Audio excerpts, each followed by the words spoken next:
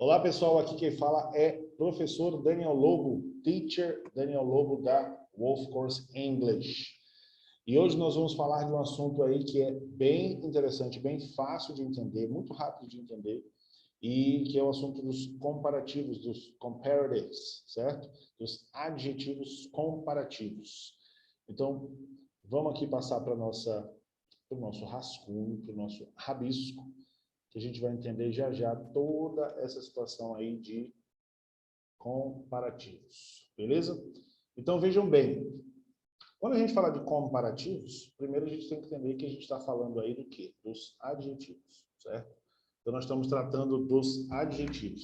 Pois muito bem, o que são os adjetivos? Vamos entender primeiramente o que são os adjetivos, qual é a função, para que eles servem, afinal de contas, por que a gente tem que entender essa questão dos adjetivos no inglês. Vamos pensar o seguinte.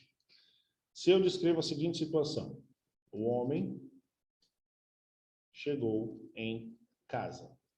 O homem chegou em casa. Pois muito bem, eu consigo visualizar essa cena, eu consigo visualizar essa descrição, o homem chegou em casa. Eu consigo visualizar, eu consigo entender, certo? Agora, e se eu digo o seguinte. O homem, cansado e apressadamente, chegou em casa aproximadamente às 12 horas daquele dia chuvoso, certo? Veja, o homem chegou em casa é uma descrição de uma situação. Eu estou contando um fato, certo? Agora, quando eu acrescento o homem cansado e apressadamente, chegou em casa aproximadamente às 12 horas, naquele dia chuvoso. O que eu fiz aqui, diferente da primeira frase? O que eu fiz foi acrescentar mais detalhes, mais descrições. Eu dei aqui para vocês mais o quê? Mais características. Então, eu coloquei mais cor no texto, certo? Significa que eu entendo a primeira mensagem? Obviamente. Mas eu entendo a segunda mensagem muito melhor. Eu visualizo essa segunda mensagem muito melhor. Então, quando eu falo, o homem chegou em casa. É uma coisa. Quando eu digo, o homem alto e cansado chegou em casa de noite. É uma outra coisa. Ou seja, eu estou descrevendo a mesma situação, só que eu estou dando mais elementos, eu estou dando mais detalhes, eu estou dando mais cor para a coisa. Beleza? Nesse sentido, é que, entre outras coisas, o adjetivo serve muito para que você possa entender qual é a intenção, para você possa entender qual é o meio, qual é o modo, qual é a forma, certo? E você consegue passar exatamente para quem está lendo ou para quem está recebendo essa mensagem, para quem você está comunicando, aquela pessoa vai entender com muito mais clareza o que está sendo passado, certo? Então, imagina se você fosse fazer um depoimento ou dar uma entrevista e você não utilizasse de forma alguma nenhum adjetivo. Aquilo ficaria muito mais pobre, aquilo ficaria muito mais difícil de visualizar, de compreender. Dito isso, então eu tenho que pensar o seguinte. Os adjetivos no inglês, eles têm uma característica que é interessante, que é a seguinte. Primeiro de tudo, primeira regra fundamental para os adjetivos. Adjetivo no inglês não pode ir para o plural. Não pode ir para o plural. Exemplo. Então, se eu tenho o seguinte. Ele é um homem alto. Certo? Eles são homens altos. No português, o adjetivo alto pode ficar no plural. Homem alto, homens altos. Ok? Homem alto e homens altos. No entanto, no inglês, isso não pode acontecer. Então, he is a tall man. They are tall men. O que acontece aqui? Homens, o substantivo homens, vai para o plural, tanto no português quanto no inglês. Agora, o adjetivo alto, que vai para altos, ele só pode ir para o plural se for no português. No inglês, isso não acontece. Veja, man e man. Qual é a diferença de um para outro? Man com A é homem, singular. E men com E, homens, plural, ok? No entanto, tall vai servir tanto para alto ou alta, quanto para altos ou altas, certo? Então, independente de ser homem alto ou homens altos, o adjetivo vai continuar sendo tall, por exemplo, certo? Quando eu falo de comparativos, o que eu quero dizer? Eu quero dizer o seguinte: para uma das regras, uma das formas de se fazer o comparativo no inglês, é que você vai acrescentar a partícula ER ao final do adjetivo, sendo ele um sufixo, certo? Sendo ele um sufixo. O que quer dizer um sufixo? É que vem no final. Por exemplo, eu tenho lá o adjetivo tall, mas o sufixo ER, que é igual ao quê? Taller. Ou seja, tall, alto, alto ou alta. Taller, mais alto ou mais alta. Certo? Na mesma proporção que poderia ser mais altos, altos ou mais altas. Tranquilo? Então, veja, não é um negócio do outro mundo. O que acontece é que com o comparativo, nesse caso desse adjetivo, por exemplo, o tall, o alto ou alta, vai servir tanto para o singular, masculino, singular, feminino, plural, masculino e plural, feminino. Beleza? Então, se eu dizer o seguinte, veja, ele é muito alto. He is very tall. Ela é muito alta. She is very tall. Eles são muito altos. They are very tall. Elas são muito altas. They are very tall. Veja, o que acontece aqui nessa situação? Vamos tentar colocar todo mundo junto aqui. Deixa eu diminuir um pouquinho essa letra, que ele fica mais fácil. Fica tudo mais fácil para a gente, que é o seguinte. Deixa eu jogar isso aqui para cá.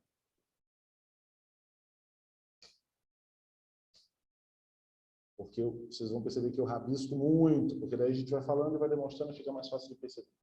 Então, veja, mais altos ou mais altos vai ser tall do mesmo jeito. Ele é muito alto. He is very tall. Ela é muito alta. She is very tall. Então, veja, aqui eu só modifiquei o pronome, certo? Ele, he, ela, she. Eles são muito altos. Então, eu modifiquei o quê? Modifiquei aqui o verbo é para o verbo são e o verbo ele para eles. Então, modifiquei a pessoa e o verbo to be. Foi para o plural. No entanto, muito alto ou muito altos vai ficar very tall do mesmo jeito. Certo? E muito alta ou muito altas vai ficar very tall do mesmo jeito. Agora, isso é diferente de eu dizer o seguinte. Isso é diferente de eu dizer o seguinte, olha só. Vamos jogar aqui mais para cima que fica mais fácil. Se eu digo assim, ele é alto e ela é mais alta. Certo? Vamos colocar aqui para ficar completo do que ele é alto e ela é mais alta do que ele. Beleza. Fica meio redundante, repetindo muito, mas é só para a gente poder entender o que eu estou querendo dizer aqui. Como é que eu passo isso para o inglês? Como é que eu faço essa comparação? Ou seja, alto mais alto. Como é que eu faço esse comparativo? No português, eu vou fazer o comparativo usando o mais. Certo? No inglês, eu vou fazer o seguinte. He is tall and ela é. She is taller. Ou seja, o adjetivo, tá? O adjetivo tall, mais o sufixo er. taller, tall, taller, certo?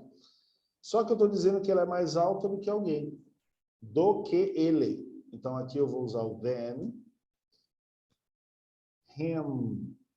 Opa, professor, mas você disse que he é ele, eu sei, mas esse ele aqui é o him, que significa ele também, só que ele não está conjugando o verbo. Não vamos falar exatamente disso agora, isso para a gente agora não importa tanto, a gente vai ver isso mais na frente, tá? O ponto aqui é o seguinte, eu usei aqui o adjetivo tall,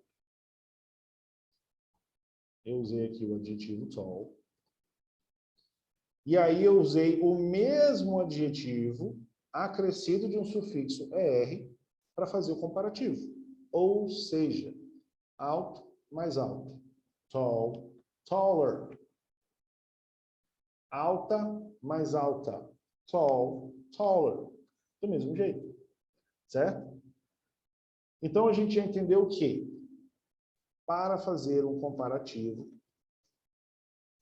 uma das formas é acrescentando um sufixo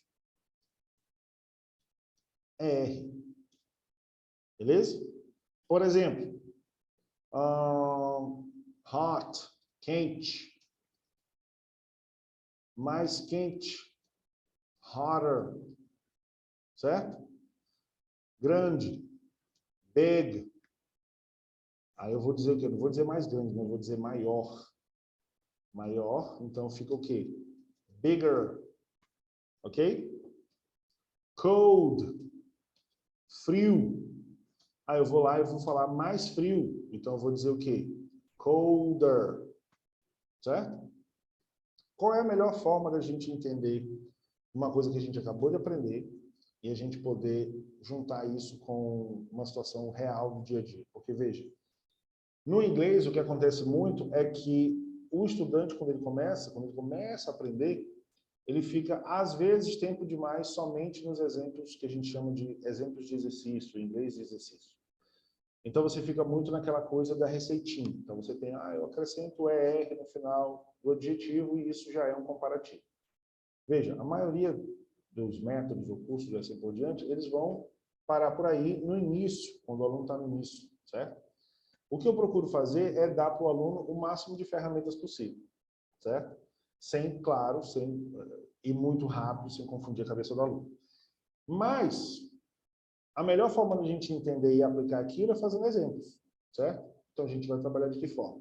Eu vou dizer o seguinte, este ano está mais frio do que o ano passado. Essa frase, super simples, super simples. Este ano está mais frio do que o ano passado. Então, veja, se eu estou falando que está mais frio, então eu estou fazendo um comparativo, certo? Vamos por partes, então. Vamos pensar o seguinte. Eu tenho aqui o adjetivo. Eu tenho aqui o adjetivo quê? Eu tenho aqui o adjetivo frio. Legal. Eu sei que esse adjetivo frio, em inglês, é o quê? Cold. Beleza? Eu acabei de entender que mais frio vai ficar o quê? Colder. Eu acrescento o ER. Então, aqui vai ficar cold mais ER igual a colder. Certo? Beleza. Então, eu já tenho o meu adjetivo comparativo. Ou seja, eu já tenho mais frio. Beleza. Essa frase ficaria de que forma? This year, esse ano, ou este ano, mesma coisa. Is colder than the last year. Certo? This year is colder than the last year. Certo? Agora, aqui eu poderia, para não ficar year duas vezes na mesma frase, ficar redundante, bastava eu dizer the last. Certo? This year is colder than the last. Então, esse ano está mais frio do que o último, do que o ano passado. Significaria a mesma coisa, certo? Significaria a mesma coisa. Então, aqui, olha só. This year is colder than the last. Agora, vamos pensar numa outra situação, vamos usar um outro adjetivo que possa ser flexionado. Veja, o que eu estou fazendo com esse adjetivo é flexioná-lo. Então, eu estou modificando a estrutura do próprio adjetivo. Então, o comparativo vai modificar o próprio adjetivo. No entanto, vejam bem, agora a gente está falando somente dos adjetivos que a gente flexiona o próprio adjetivo. Existem outras situações de adjetivos, por exemplo, irregulares, que você não pode modificar o adjetivo. Você tem que botar uma outra coisa. Mas a gente vai entender isso já já, ou numa outra aula. Então, vamos entender uma outra situação aqui. Vamos pegar um adjetivo semelhante no sentido antônimo de cold. Vamos pegar o hot, certo? Quente. Beleza. Vamos entender comigo o seguinte. Se eu acrescento o ER para o comparativo, então eu vou pegar o adjetivo hot e vou acrescentar mais o quê?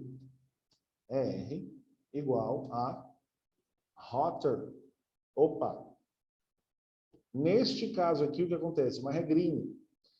Tem alguns adjetivos que você vai ter que acrescentar o ER, mas você também vai ter que acrescentar uma outra consoante. Por quê? Nesse caso aqui, ó, você tem um adjetivo de 3 letras que termina com uma consoante T, por exemplo. Então, você vai lá e vai colocar mais um T e depois vai acrescentar o sufixo ER. Então, nesse caso, você vai acrescentar TER. E aí o resultado vai ser hot, quente, mais quente, hotter. Certo? Hotter. Se fosse com sotaque, por exemplo, mais britânico, ficaria hotter. Mas beleza, vamos pegar mais para o sotaque americano. Então, hot, no sentido de quente, o adjetivo quente. Hotter, mais quente. Beleza? Vamos colocar isso numa frase.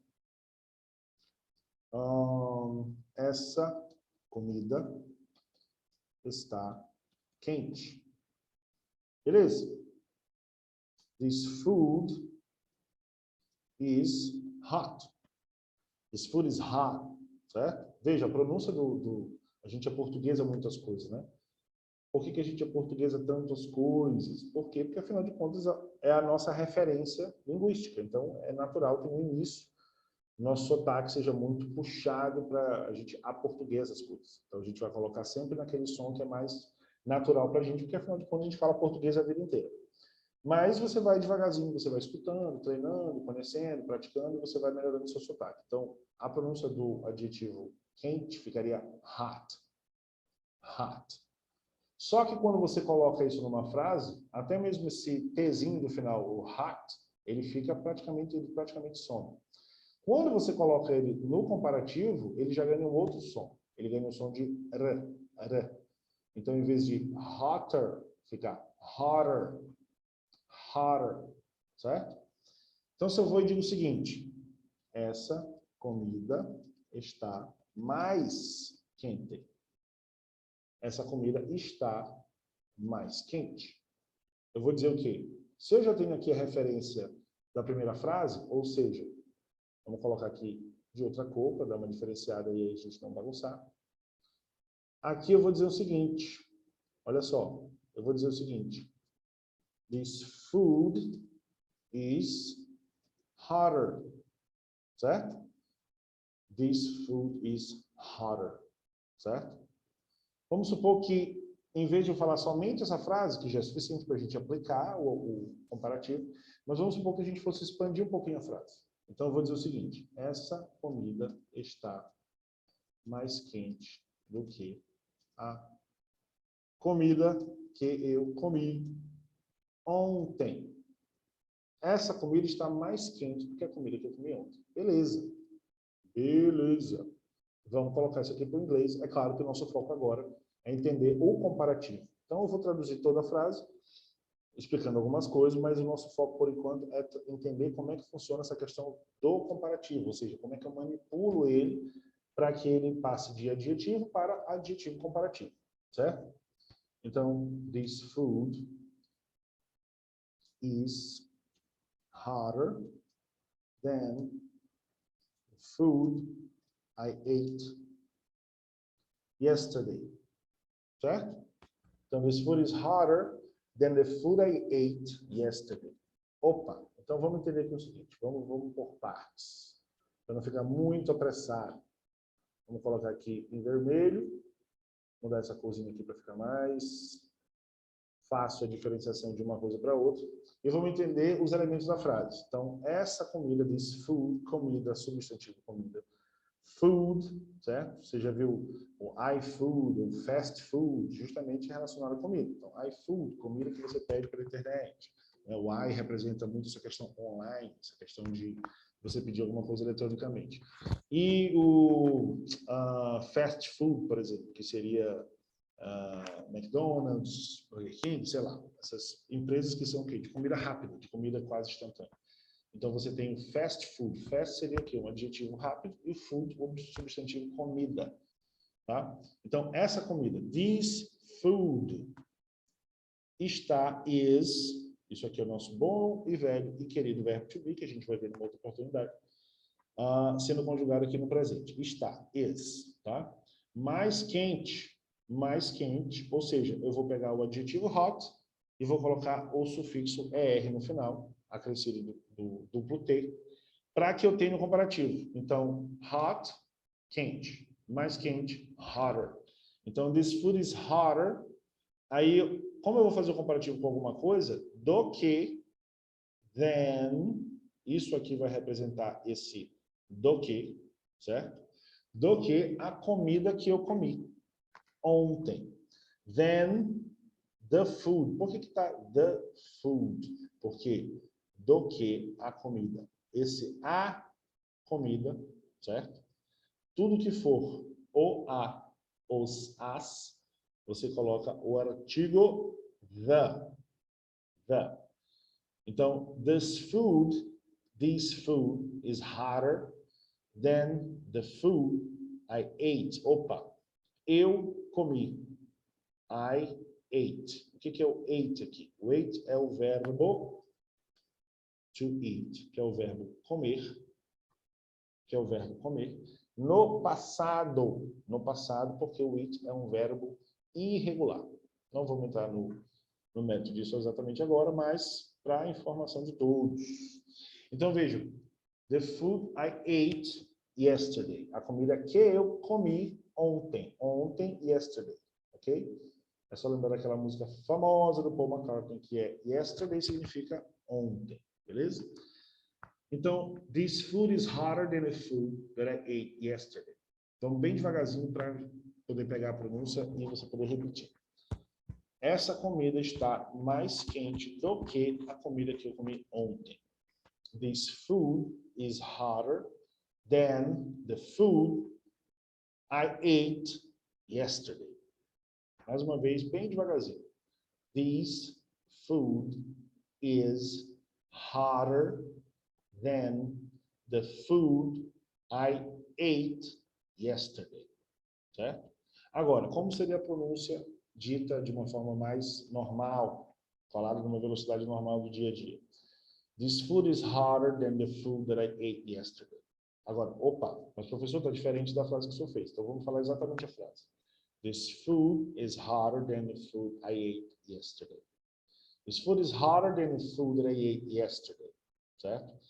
Poxa, mas aí fica diferente do que a gente acabou de praticar. É claro, existem duas situações de pronúncia. A primeira situação de pronúncia é a situação quando você fala, obviamente, pausado, tudo no seu lugar, pronunciando exatamente tudo, todos os detalhes, do início ao fim.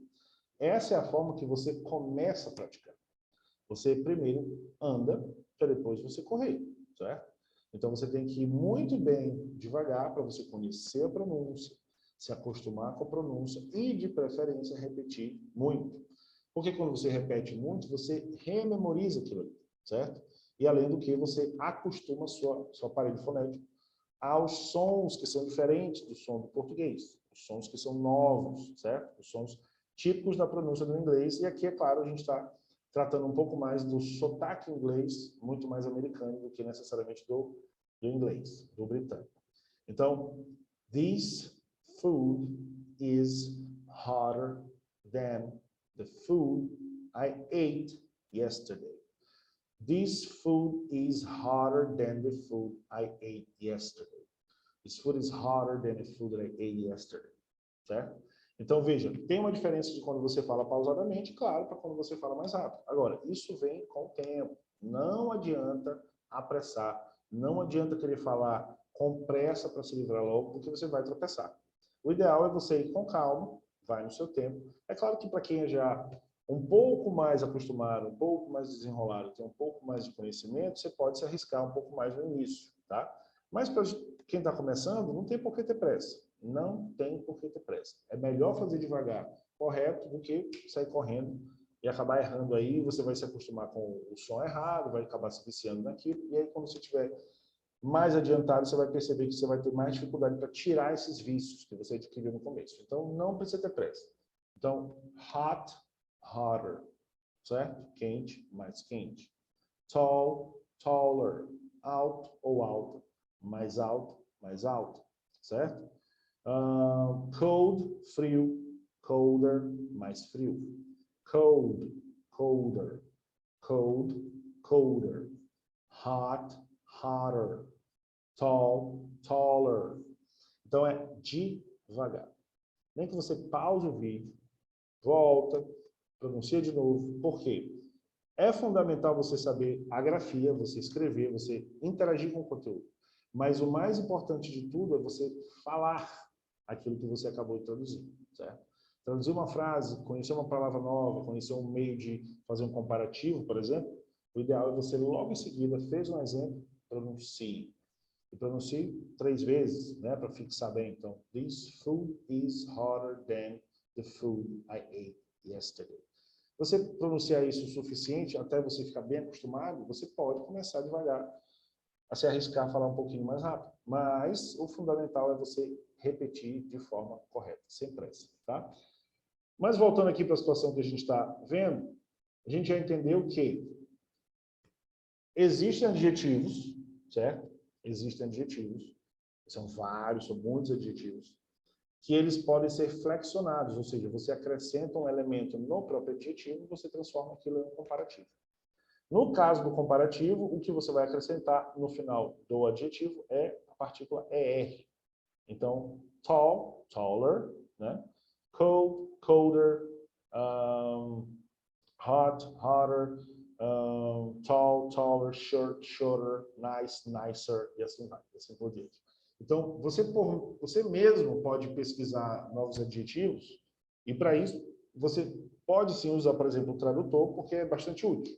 Então, você pega um adjetivo lá que você tem curiosidade de saber e joga no tradutor. Por exemplo, legal, nice, great, ótimo. Você vai lá e bota no tradutor como seria nice, nicer, certo? Legal, mais legal. Então, nice, nicer. Cool também pode ser legal. Cool, C-O-O-L. Cool. Aí você, como seria mais legal? Cooler, tá? Só que você vai perceber o seguinte, o que acontece? Ainda falando de comparativos. Existem comparativos que não podem ser colocados, flexionados no próprio adjetivo, certo? Estes chamamos de irregulares, certo? Então, são adjetivos irregulares que você não pode colocar o ER no final para fazer um comparativo. Então, você não pode usar o ER no final daquele adjetivo para fazer comparativo. Eu não vou entrar nesse mérito agora de quais são, porque além de serem muitos, claro, são exceções, né? Em comparação aos regulares, por exemplo, que você pode colocar o ER, a quantidade de irregulares é muito menor. No entanto, eles também são em grande quantidade, tá? Então, mas seria uma proporção assim, sei lá, 1000 adjetivos regulares para 50 adjetivos irregulares. Não é essa exata conta, mas é para vocês terem uma ideia. Então, os regulares é uma quantidade muito maior e os irregulares são as exceções. Mas a gente não vai entrar necessariamente agora no mérito das exceções. Agora a gente vai entender a forma de fazer comparativos utilizando a partícula ER, certo? Então, nesse aspecto aqui dos comparativos, quando a gente acrescenta o ER, ficou bem fácil de entender. Você deve sempre tentar praticar conhecendo adjetivos novos e entendendo as situações onde você tem que duplicar uma consoante, por exemplo, e assim por diante. Não, o objetivo da nossa aula aqui é dar uma luz com relação a esse assunto dos comparativos, mas esse assunto é muito vasto, esse assunto é enorme, então esse assunto ele é, diria 30% você entender a regra, como é que funciona, e o resto, os outros 70%, é você fazer muitos exemplos, muita prática e pronúncia, muita pronúncia, certo? Sempre que você aprender um assunto novo, né, o ideal é que você aprenda de pouco em pouco, para não ficar muito sobrecarregado, é você imediatamente já colocar na prática, você colocar imediatamente numa frase, certo? Para que você se habitue não só a perceber aquilo no contexto, mas que você se habitue também a pronunciar aquilo junto com o contexto de frase, junto com o resto da frase. Porque como a gente já percebeu, você tem o som daquilo sozinho, daquele adjetivo sozinho, daquele comparativo sozinho, e o som daquilo quando está conectado numa frase. O som muda, certo? Muitas vezes você tem, por exemplo, hot. Quando você vai para mais quente, fica hotter. E se você tem uma frase, this is hot, this is hotter. Agora você fala, this is hotter than it was. Então, quando você coloca numa frase, aquela pronúncia também ganha uma outra característica. Então, você pronuncia sozinho, faz uma frase, pronuncia na frase. Pronuncia o adjetivo, pronuncia o comparativo, depois pronuncia numa frase, certo? Sempre, sempre lembrando que não é preciso ter pressa. Muita gente, às vezes, quer aprender com pressa, ou então por conta dessas promessas aí de fale em 6 meses, do zero à fluência em 3 meses, etc. Isso não funciona muito. O inglês é uma coisa que você tem que aprender com calma. É claro que você não vai ficar enrolando para você não perder tempo, mas você também não precisa fazer correndo, porque senão você arrisca o quê? No início, quando você está aprendendo, você tem ainda uma série você não conhece, tem uma série de vícios por conta do som do português. Então, quando você vai com pressa, o que vai acontecer é que você não vai aprender corretamente, não vai memorizar o som corretamente, e você vai criar vícios. Ou seja, você está aprendendo, já está aprendendo errado. Então, o ideal é não fazer com pressa. Entende o assunto, pratica, faz os exemplos e pronuncia, pronuncia e pronuncia. Você vai perceber que depois de um tempo, você praticando com frequência, aquilo que você pronunciava de um jeito 2 meses atrás, agora você pronuncia melhor. Mas é porque você vem com uma constância desde que você aprendeu. Beleza? Então, o assunto de comparativos a gente iniciou, dando umas dicas e dando, pelo menos, o início desse assunto com a partícula ER, uma das formas de fazer comparativo com o ER. Existem outras formas, a gente vai vendo no decorrer das outras aulas, beleza? Por enquanto a gente fica por aqui, valeu e até a próxima aula, pessoal. Um abraço.